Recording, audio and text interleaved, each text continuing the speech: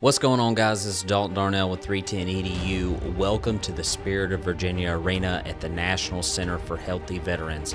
I want to thank Jake Corwin and his team for having me out and for all the amazing work these guys do for our Patriots. If you have not heard of the National Center for Healthy Veterans, hit the link in the description, give them a follow, go listen to their podcast, Tall in the Saddle. They're doing amazing things. Again, thanks so much for having me out. I hope you guys enjoy this video. So today, what we're gonna do is we're gonna look at every miss, we're gonna look at every step of the horse that's misplaced, we're gonna look at every single thing that you would perceive to be a failure, and we're gonna speak truth to that lie.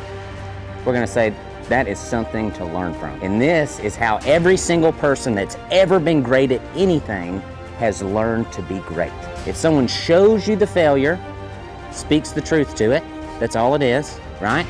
And then you take that and move forward, then we can do a lot. We're gonna take that into the day, and that's just who we're gonna be today. So every miss, do not hang your head.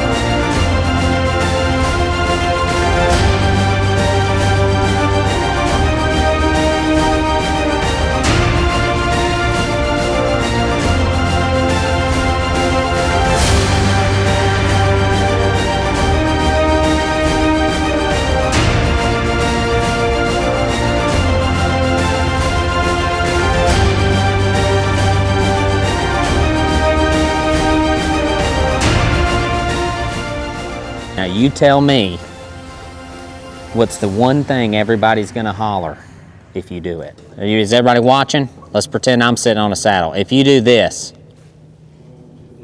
what's everybody gonna holler? Don't look at the horn! It's not gonna move! Okay. Right? All right. So that's, I look at it every now and then, just when no one's looking. Right. Okay, so you got to check every now and then to make sure it's there. If something's really leaving fast and it's getting hot, like I'll peek. But the goal is to be able to do this without ever looking at your horn. Just boom, boom, boom. You want to always look at your cow. There is a little bit of danger in this, okay?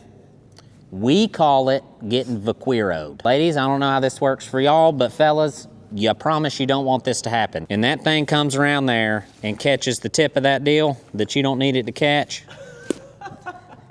It will light your world. It is the funniest thing I've ever seen in my life. Unless it's you. Now, in that thing, I've seen it catch the business, I've seen it catch nipples, I've seen it catch belly buttons. You don't want it to happen. But if it does, I will, in fact, laugh at you, because it's hilarious. You won't die, but it's funny. Like it. Yes, you will definitely come off your horse, I promise. And we'll get your rope back and all the things. But keep that in mind. So under any circumstances that rope is leaving, like at the speed of sound, be finding them dallies. You know what I'm saying? But under controlled circumstances, we don't have to go to the horn like super, super fast. We can just take our time with it because we got plenty of rope, right? Keeping our horse in a powerful position, okay? So the two places where my horse is powerful is with the calf in front of them or behind them. This is not powerful. And if I go to the horn and ask this horse to turn, he's having to shoulder that log around, right? Now, if we swap that log with a 700-pound calf, that's gonna be pretty hard to do. But on the flip side of that, if we have a slick horn and we know how to use it, and let's say I get tight here, and I back up, and I'm tight, right? And let's say I want to turn. I'm gonna open my hand up, I'm gonna feed. He's gonna roll in the forehand, I'm gonna get him powerful, and then I'm gonna lock it in. And it's like he's pulling nothing. It's like he's pulling air. Now I ask him to disengage, he keeps the rope tight the whole way. Does that make sense? Today's video is brought to you by my ranch roping field guide. All my clinic students last year asked me for a written down version of the position of every shot. I couldn't fit it all on one page, so I made a 90-page PDF that has shot setup, position, delivery details, common mistakes, and every single shot card has a linked slow motion video of that shot. Guys, this is the best training tool I've ever made. Hit the link in the description. You can go download it at 310edu.com. Or if you become a member of 310EDU's instructional videos, it's included in the membership and you can download it for the $25 monthly membership. So go check that out. It's hands down the best training tool there is. Is get a little respect, right? We're gonna wake him up a little, okay? So it's our life in and through the horse. If I'm asking my horse to go forward like this, that's what I'm gonna get. If I'm asking the horse to back up like this, that's what we're gonna get, right? So when I go to back up and I ask my horse to back up, I'm going to put life in my body. Back up. Let's go somewhere. Let's stop. Let's back up. Like it's gonna feel like I'm walking around on his back. He's just asking questions, okay? So I'm gonna ask him right now to walk a circle. I'm gonna reach with my right leg. Reach, reach, reach. Do you see this? Reach. What's my hand doing? Nothing. So he's lost. He's drifting out left. I'm gonna reach with my right foot, and that front foot, if I'm in time with him, is gonna reach with my right foot. Reach, reach. Do you see him? Right? So I'm physically walking. I'm going somewhere. I am leading the horse. That makes sense? If I want him to stop moving, I simply die with my body and stop walking. Right? Our problem with our horses is almost always our focus. Right? If I offer him a field backwards, let's back up. Step 1, back up. Step 2, a little bit. Hey, buddy, answer the question. Hey, let's just back up a little bit. As soon as he shifts his weight, we release. Does that make sense? But when it comes to guiding your horse around and just being comfortable, let them go look at what they want to look at. But like say, hey, buddy, let's go somewhere. Hey, let's walk. Hey, let's go over here. Over there. Yeah, and you can see him following my impulsion. Like if I get excited, I'm like, hey, let's walk a little faster, right? That might be a little too fast for these stirrups. But you get the idea, right? No, when you're walking around town and you don't ever go to town and you see some lady at the gas station with blue hair, are you like, hey, what is that? Right? And if it's out of hand, like if he leaves me, I'll just correct him. Hey, no, we're over here, buddy. This is our focus. Does that make sense? So, man, those stirrups are short. My right knee is about to fall off. The idea, okay, right? He wants to be best friends. Back up. The idea is that it's your life in and through the horse. So when I ask you and I say, hey, go over there and trot a circle, walk a circle or whatever, like the posture you should take towards your horse is like, hey, buddy, let's go somewhere. Let's go do something. You know what I mean? And that's going to transfer into him. So the reason why he doesn't want to walk around or whatever in other horses, it's you. It's you. So you have to have laser-like focus. Both of my trap shots, my spoke, okay, is going to be deep in my palm, whereas my loop is going to be in my fingertips when I'm swinging. So I simply just drop the loop and keep the spoke. And with any of these soft ropes, anybody who's got a poly, if I throw this shot and I don't split my spoke and I just let it go, very, very small chance of catching anything here. We would call that slops. And if you were to come to my house and rope with me, John, and Abby, we would make fun of you for catching slops. Like we're pretty hard on one another when it comes to picking up heel shots, right? Like the saddle blanket thing, roasted. I would get roasted for throwing that in front of you guys. They would absolutely annihilate me.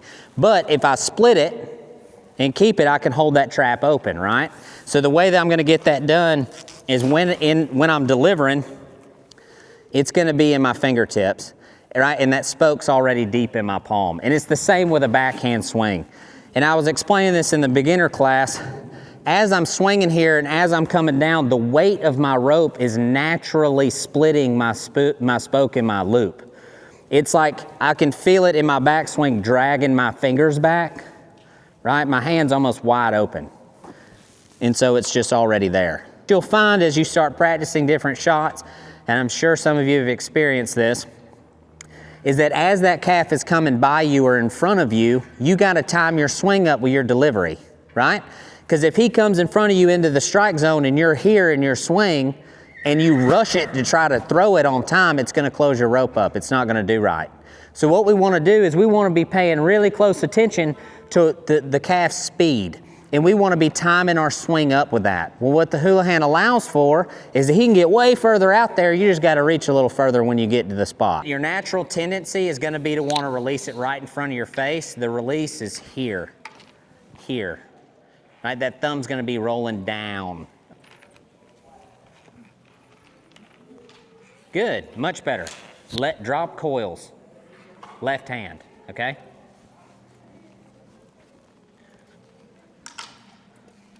So you don't want to swing the whole time with that thumb down.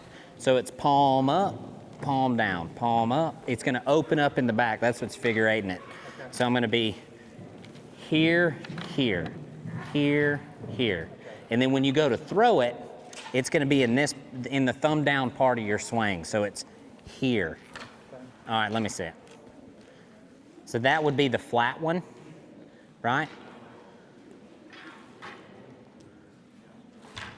Yes, so you're very stood up for this angle, for this side. So instead of over here, right, I'm gonna be up above my head and I'm gonna really exaggerate this part of the swing, right? You wanna try to get that thing flying like a Frisbee. Yep. This way would be a sidearm, left to right in front of us would be a sidearm, correct? Right to left in front of us would be a tip over. Does that make sense? So all we're gonna do there is I'm gonna position my horse in a spot where I'm gonna have a free shot, and my buddy here is just gonna apply a little pressure to the herd to get him to come out in front of me, whichever direction we see fit. Now, the benefit to having multiple shots is that these can change in a matter of seconds. So like, let's say we go in, and this is just a scenario, let's say we go in here, I set up for a tip over, and Gracie there goes in and is gonna bump the calves out for me. And let's say old Dingleberry that I'm supposed to rope wants to squirt out next to me down the fence. Well, instead of throwing a tip over, I just swap to a sidearm and smoke his butt coming by. Does that make sense? That's the point of being a ranch roper, is for it to be as versatile as possible. Strings here, right? I could peel those apart and I can stick the pointy end of my tapered side in between those two tie strings, as long as they're on top of each other like they're supposed to be, and pinch that deal. I'm gonna pinch that together and hold those tie strings on that pointy part of that mule hide, and when I pull that tie string through there, it's gonna bring the mule hide in through it. Y'all see that? Bellissimo. So what I want is a shot, okay? So what we just watched is Haley pops her calf out of the herd and then chases it. You tracking? What if, instead of running after the calf, I simply retreated and let him come to me? Because I know where he wants to go. Where does he want to go? Back in the herd. So what if I take this black calf over here and I leave the rest of the herd and this is my cow, and I kind of send him out there into no man's land. Now we do have a herd holder, correct? He shows. So now where's he want to get to? That hurts. What if I open that door? What if I open that door right there? That makes sense? But if I chase him, what's he do?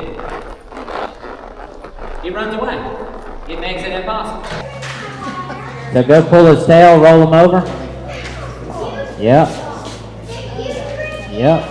There we go. So, Callie, we're going to step over. We're going to set the flank. The header's going to stay tight. You're going to step over, sit on the flank. You're going to put your knee inside the flank. The heeler's going to get short and get really tight right there. Really important that the heeler stays tight. Then you go to the head. You're going to put your knee on his neck and pull that front leg to you. You see that? And then you're going to fish the head rope around. The heeler has to do his job right here. Okay? You're going to fish that out around there.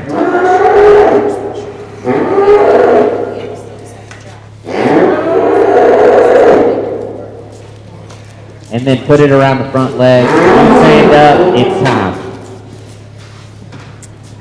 And when it's your turn to be in here, we'll get in there and talk about it. Part of what you want to do when you're offering a handle, right, is give your people the best chance they got, and you want to keep them kind of aired up, right? So Joe did a good job. He never pulled the calf around, but the way I would mitigate that is I would maneuver around the calf if it's going to stand that still. Does that make sense? It will in just a second. Greg, give me a cow.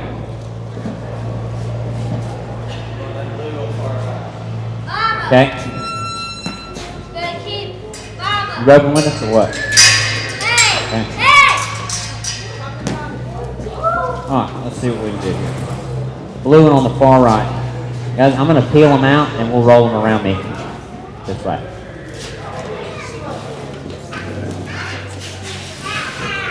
Okay. If he gives me a shot, I'm going to take it, but